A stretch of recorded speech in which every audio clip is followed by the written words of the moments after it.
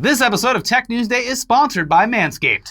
We're now about 2 weeks into social distancing, 1 week into sheltering in place, and apparently just 2 weeks away from all this going away, according to our president, who is deadly wrong about that, considering how quickly this disease is spreading throughout the country, but we'll get to that later. Let's first talk about some of the dumb ways that individuals, businesses, and local governments and whatnot are dealing with this pandemic before we look at how our federal government and commander-in-chief are dealing with it. Now, first up, it's hard to keep track of all the things that we successfully predict with our Nostradamus-like clairvoyance here, but I'm pretty sure a while back we said that COVID-19 would somehow lead to sewage systems being absolutely wrecked, and that appears to be happening. There's, of course, a toilet paper shortage all over, even though it's not really a shortage and there's more than enough toilet paper to go around. In fact, there was a website that was launched that will give you a proper estimate of the amount of toilet paper you can calculator. consume. It just feels like a shortage right now because hoarders have been buying up an entire year's supply of toilet paper all at once, at the first available opportunity. This has left some non-hoarders, normal people, with no toilet paper at all. And since bidets are now also hard to get, some people are just wiping their butts with paper towels or napkins or whatever and just flushing that down the toilet, which is bad. Don't do it. There's also people who use those so-called flushable wipes that are not, in fact, flushable at all, as well as people doing the right thing and disinfecting their entire homes with wipes and paper towels, and then doing the wrong thing by flushing those down the toilet. But then I'm gonna have to take the trash out because of my doo-doo smell. Yeah. So I'll just flush this down the toilet. The result is clogged up sewage systems all over the US and the UK, and probably other countries as well. It's a big problem. And as someone whose ground floor apartment has flooded with sewage multiple times, thanks to my idiot neighbors flushing tampons and paper towels down the toilet, please cut that shit out. It was traumatizing. Just like coming home, there's just like, just fucking an inch of absolute shit, like literal fucking shit water. My entire apartment. Tampon floating by like a little canoe. Yeah. The worst. Yeah. Please. You know, there are plenty of countries out there where the sewers can't even accommodate toilet paper. So in those places, they throw whatever they wipe their butt with in a trash can instead, usually with a lid to stop the whole stinking up thing.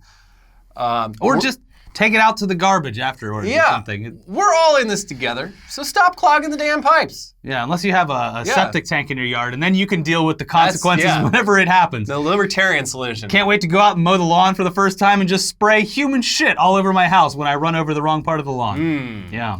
Also, stop hoarding. Yes. Like this terrible Florida woman who somehow managed to literally purchase one Dollar Tree store's entire stock of toilet paper and paper towels. Fuck her. Or this British Columbia couple here who bought an entire grocery store's meat section and now say that they fear for their lives because, quote, everybody knows who I am because I put myself out there. Now I'm getting death threats and I don't answer the phone, so I'm losing business. My own mother is ashamed of me. Well, it seems like you're getting what you deserve. Yeah, I guess you shouldn't have bought all that meat. I mean, death threats go a little far, but when your mom tells you that she's ashamed of you for what you've done, you should probably listen. You were being shamed. Yeah. Deservedly. We all need bells. There's going to be a bell shortage soon, so get your bells now. Speaking of shame, last week we talked about how GameStop was pretending to be an essential business in order to stay open in parts of the country where non-essential businesses were ordered to be closed, while also not providing enough disinfectant for their workers. You could see how one thing doesn't equal the other. Well, not long after Kotaku published their article about that, GameStop shut all of their California stores down indefinitely, and then on Sunday they closed all their US stores except for curbside pickup. Then, when it came out that GameStop wasn't going to be compensating any of their out-of-work employees following the shutdown, they got shamed again. And they announced that they'd be giving those employees an additional 2 weeks paid time off. So shame does work. It works, guys. Unfortunately, shame probably won't be as effective against this next company who wants to pretend everything's fine, Hobby Lobby. And that's because their decision to remain open isn't just about making money. It's also because the company founder's wife was told personally by God himself to keep the stores open. In a memo to employees, David Green wrote, "In her quiet prayer time this past week, the Lord put on Barbara's heart 3 profound words to remind us that He's in control. Guide, guard, and groom. We serve a God who will guide us through this storm, who will guard us as we travel to places never seen before, and who, as a result of this experience, will groom us to be better than we could have ever thought possible before now." Also, we're going to go steal a bunch of old relics from other countries. Yeah, and just they're also the company that they took it to the Supreme Court, and they're like, we don't have to provide contraception through our healthcare plan. As retail analyst Neil Saunders wrote on Twitter, Hobby Lobby closed Sundays to allow employees time for family and worship, open during a pandemic because our morals aren't really all that great. Yeah. Now, moving on from companies being dumb to young people being dumb. Remember how for the past 2 weeks, Florida's beaches have been absolutely packed with young spring breakers, either oblivious to the dangers of COVID-19 or feeling invincible against it? Well, first off, the guy who told the news cameras, if I get corona, I get corona. At the end of the day, I'm not going to let it stop me from partying. Well, he's actually apologized publicly for his comments. Good for him. Meanwhile, there's already reports of some spring breakers testing positive for the virus. And in about a week, there will be probably a lot more. Yeah, the thing people do not seem to understand about this, and it was like one of the first facts we knew about it, was that there's like a 2-week period between getting it and showing symptoms. And people do not seem to understand why that presents such a problem. Where it's like, well, I went to spring break and everyone's feeling fine. It's like, yeah, right now. But none of this means anything until we check. Yeah, there was during the whole spring break chaos, there was a news article that was going around about a group of Floridians that were partying, testing positive for it. And they're like, well, it wasn't the spring breakers. And it was like, no, it was people that had a party like 2 weeks before that. Yeah. And now they're sick. You don't think that all of these people are being exposed to it? Yeah. Yeah. Also, newsflash, young people, they might be less likely to get seriously ill or die, but that doesn't mean you're in the clear completely. In the New York Times this week, a healthy 26-year-old woman told her story about being sick with COVID-19, and it don't sound like a cakewalk. A 36-year-old high school principal in New York died from it. A 36-year-old London woman died from it, and you could die from it, even if your odds are slightly better than average. A group of young people in Kentucky, they decided to laugh in the face of common sense and have a fun little coronavirus party. And then it came out not long after that one of those people has it. Oops. The other attendees, they're now going to have to just wait and see if they've got it too. Probably. Because again, it doesn't happen instantly. It was like a mayor or a governor in Kentucky too that after the news came public there was a coronavirus party. He basically said, wash your hands, you filthy animals. Yeah. The governor of Kentucky, he was very upset. He's like, this one just makes me mad.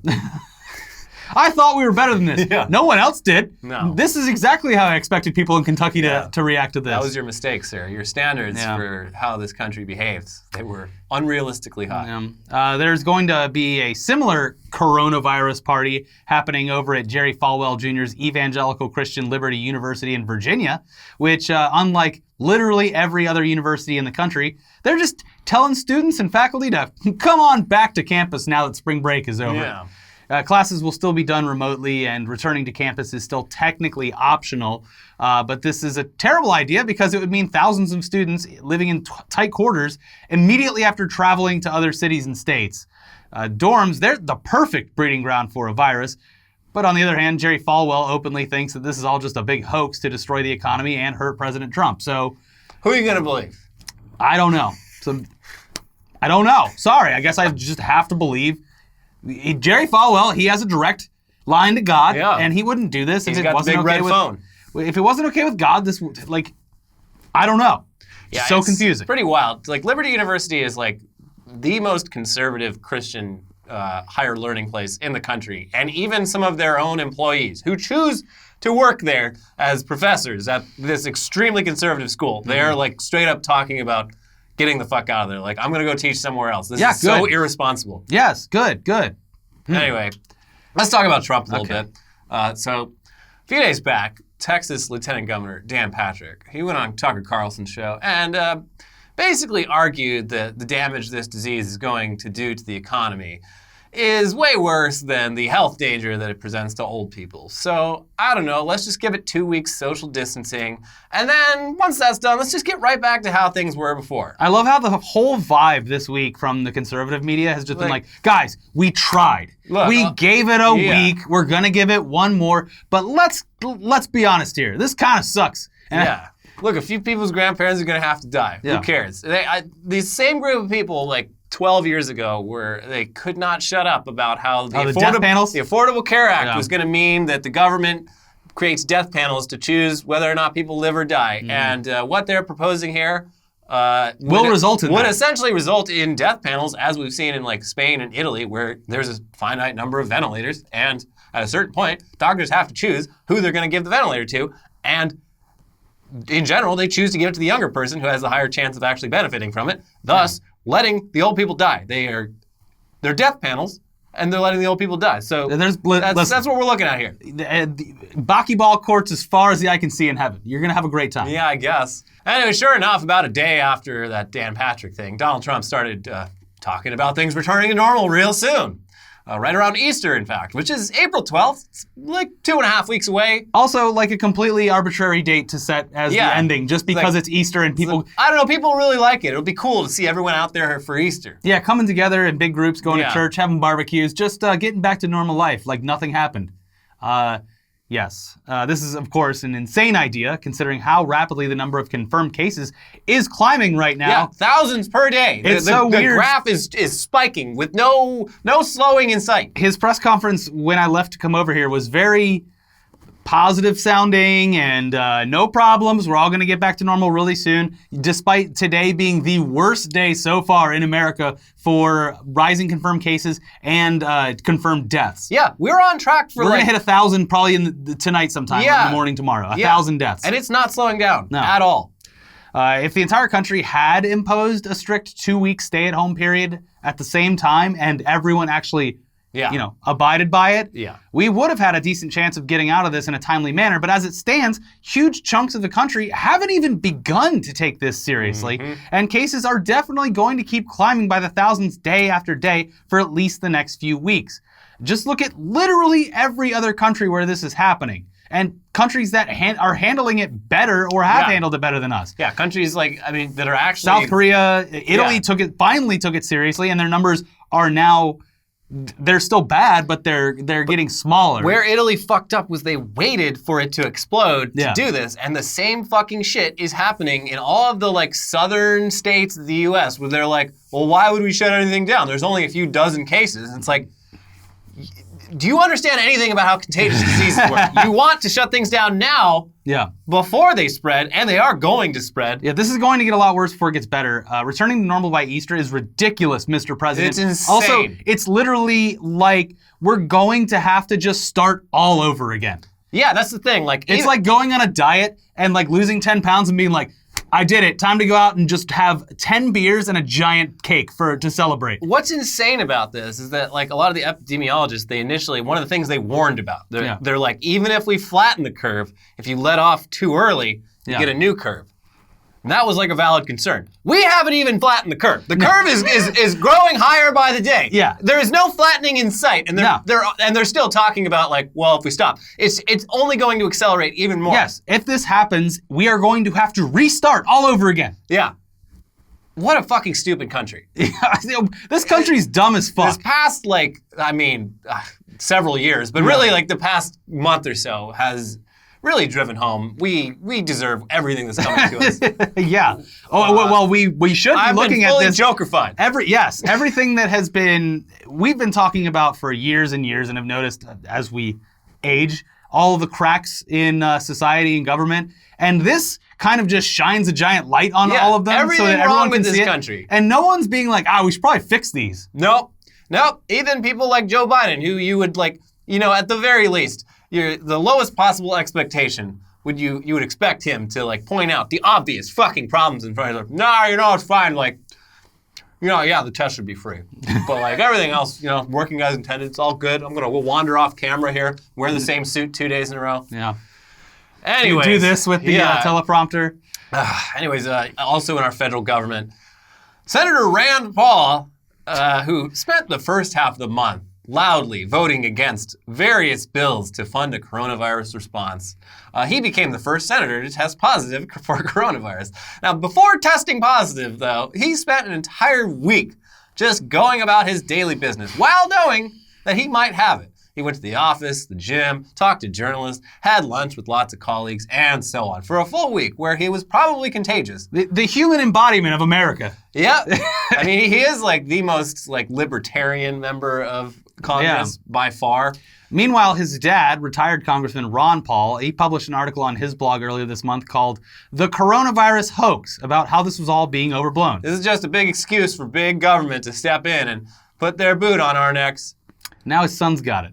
Yeah. And if you weren't aware, both Ron Paul and Rand Paul are medical doctors, by the way. Yeah, so that, I mean, it's the best case I've ever seen for, like, why you should trust doctors, but not, like, unconditionally. I can't believe this leopard is eating my face. Like, Rand Paul, he's an ophthalmologist. And something that sticks out to me as being very interesting is that one Chinese doctor who blew the whistle on coronavirus and ended up dying from it, also an ophthalmologist.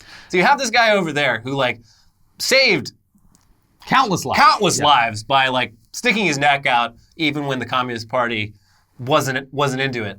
And then you got Rand Paul who's just like, yeah, like, I know a couple things about eyeballs. Also, taxation is theft. Yeah, and he has, like, limited lung function anymore because his neighbor beat the shit out of him. Yeah, his neighbor so he's the like, shit out of him. If he develops actual symptoms, he might be fucked. But guys like him, they get lucky. I think he's going to be fine. But all the people he spread it to, they're the ones I'm worried about. Anyways, in addition to Rand Paul, some other famous people who have tragically come down with COVID-19 include beloved Hollywood producer Harvey Weinstein and everyone's favorite royal, Prince Charles. What an absolute shame all around. You hate to see it. Anyways, in some potentially good news, though, Congress is about to pass some sort of huge stimulus bill. They may have by the time we're filming this. As of right now, the specifics of it still being ironed out. It'll be some combination of money for businesses and money for individuals. Hopefully the money for the individuals is enough that millions of people, especially in expensive cities like LA and New York, don't lose their homes because they can't afford rent. The last I checked, it was like Bernie Sanders versus 4 Republicans over like how much unemployment benefits there would be. And then, like, Trump was trying to sneak in some ways for, like, some By the way, I got a lot of hotels that are filled up for, like, right now. hotels and country clubs and stuff. And it's one of the initial bills, it might still be in there, but was basically $500 billion of the stimulus is free to be given away to companies anonymously for at least the next 6 months. Yeah, that sounds like just a green light for corruption. Yes. Also, I do love that when Boeing heard about the fact that they might have to give up equity stake in their company for bailouts, they were like, actually, we don't need a bailout. Please. It's getting weird. Like, I don't know why they haven't proposed this, but just suspend all rent and all mortgages for, like, 1 or 2 months. Just pretend those months don't exist. Just put them on the, like, listen, I'm not an economist. I'm sorry. This might be a stupid idea, but why don't, if you have like a, 36-year mortgage or whatever, why not tack the 6 months onto the end of the mortgage? Yeah. Or tack an extra 6 months onto the end of your rent. Or like the only people like. Just move it a little bit. We're in a crisis. Pass the buck all the way to the banks who deserve everything that's coming to them because they got off with a slap on the wrist in 2008 and many, many times since then, and give homeowners and renters, including like businesses who rent and companies who rent space to businesses, anyone. All property should not be paid for right now. That would be the easiest fucking way to do this instead of having to go through people's tax forms and be like, well, how much money do we owe this? Like, fuck that. No. Also, they're basing it off of like last year's taxes. Yeah. Anything could have happened in the meantime. Like, it's crazy. It's so stupid. Anyways. Yeah. We need to take a quick break from the news to talk about this week's pay our rent. Yeah. Thank you, Manscaped, for sponsoring the show. If you're stuck at home right now with your significant other, Manscaped can help you make the most of your time together. Manscaped promotes clean hygiene when it comes to shaving your balls. It's time to quarantine, Manscaped, and chill. Manscaped is the only men's brand dedicated to below-the-waist grooming and hygiene. You're probably spending more time than ever with your significant other right now, and if you don't keep it clean down there, they're going to notice.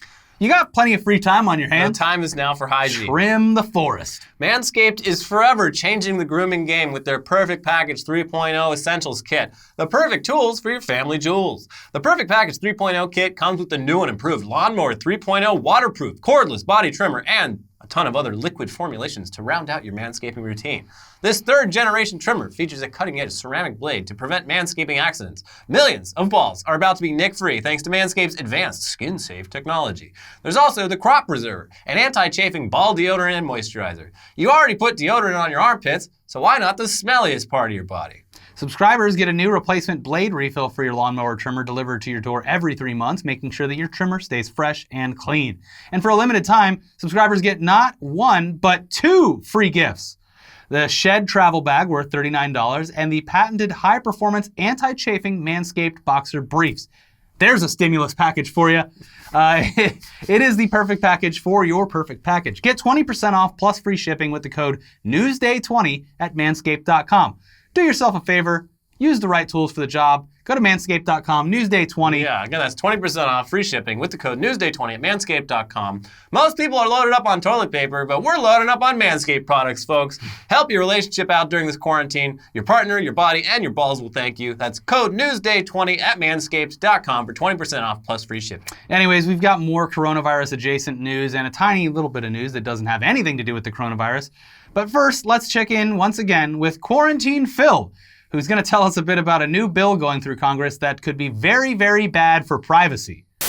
Hey everybody, it's me. Probably not the face you're looking to see at a time like this, but at least I'm here to talk about something that could affect us all, and that's called the Earn It Act.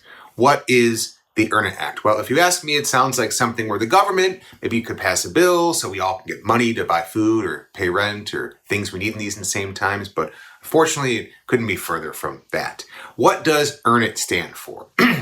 Eliminating abuse and rampant neglect of interactive technologies. I feel like you got punched in the head after that sentence. So in the simplest terms possible, the Earn It Act, again, no one earns anything here, especially not money, but it's meant to stop child exploitation and abuse online. And to understand what any of that means, we have to go back to something called Code 230. Sounds pretty boring, but Code 230 is, and I looked up all these legal words and blacked out and got a nosebleed, so I turned to our friends at the EFF for something a little more digestible to someone who probably has a mild concussion now. Per the EFF, Section 230 says that no provider or user of an interactive computer service shall be treated as the publisher or speaker of any information provided by another information content provider. In other words, online intermediaries that host or republish speech are protected against a range of laws that might otherwise be used to hold them legally responsible for what others say and do. That one's still a lot of words, but we can at least understand them. Essentially, blogs and sites like YouTube or Facebook are not liable for hateful comments or disgusting material sent to or left on their website by users. It makes sense. But the Earn It Act, which still gives you $0 at this point, it looks to undermine Code 230 and possibly break encryption in the process.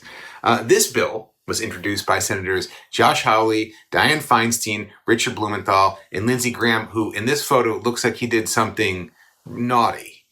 And Earn It, which still is giving you jack shit, does 2 major things. 1, it makes any network service liable for child abuse materials found on their site. So if some sick fuck sends illegal materials to their sick fuck friend on WhatsApp, WhatsApp is on the hook legally for transmitting that material. This applies to all social media platforms and sites like YouTube and Facebook. Reason reports that their options are to clamp down on users and content across the board, hoping to somehow filter out anything bad or relax reporting and moderation policies, opening up platforms for even wider distribution of criminal and abusive content, in order to try to avoid liability that turns on staff having received notice of that content. So, this could actually lead to sites looking the other way and not wanting to monitor anything because whatever they find, they have to report and remove, or else they are legally on the hook for. It's kind of like when you don't want to check your bank account because you know what's there and you're then have to deal with it in real life, because the Earn It Act, it didn't give you any money. The other half, the 2 in this, is encryption. Attorney General William Barr, who in this photo looks like he just did something naughty, has long been an opponent of encryption. He can use Earn It as an indirect way of banning encryption without straight up banning it forward-wise. How? Earn It would create a 19-member commission tasked with crafting those best practices for companies to follow to combat child abuse online, subject to congressional review. And what do you what do you think the generic magic wand term of boop best practices might do? What any person with a working brain can see.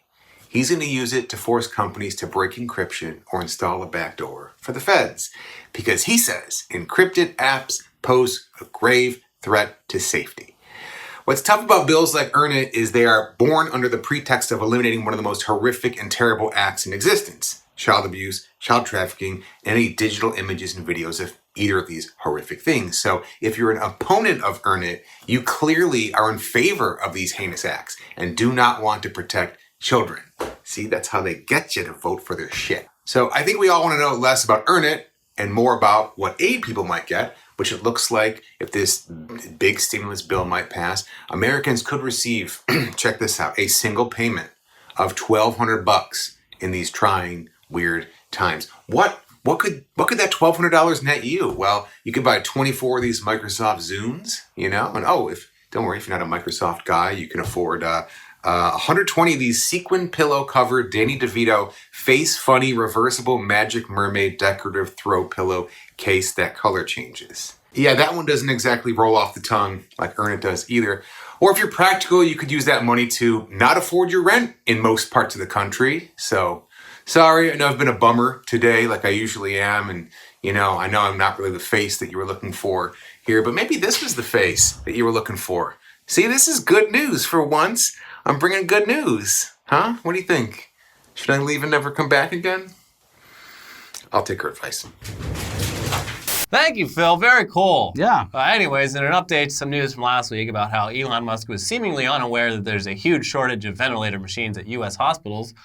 Good news. Yeah. He actually just went ahead and bought 1,200 ventilators from China and had them shipped to California. He also imported a bunch of medical masks. So very good, Elon. Thank you, Elon. Listen, this episode of Tech News Day, believe it or not, we're sitting here, we're saying, thank you, Elon Musk. You've done it. You earned it. It would be cool if he stopped downplaying the whole problem. Maybe on his Twitter account, taking this a little more seriously, using his platform to tell people to not go out and mingle. But this is a great start. I am here to say it. I respect you this week. You've earned my respect. You've Elon earned Musk. a small amount of my respect. Yes, you did a good thing. Yeah. And if you're watching, thank you. Now, it's unclear, though, if he's still planning on using his workforces at SpaceX and or Tesla to actually manufacture ventilators. But drop shipping stuff from China, it's a great start. I just went on Alibaba.com. Yeah. They were there, right there. Yeah. Hey, if it works, it works. Yeah. Interestingly, the Defense Production Act, which allows the president to order companies to manufacture needed supplies during times of war or crisis, it has not been invoked by President Trump, despite him saying a few days ago that companies like Ford, GM, and Tesla have been given the go-ahead to make ventilators. Hopefully these companies go ahead and just do it regardless. A lot of companies have been, which is good to see. Yeah, but it's it'll be nice if they do it.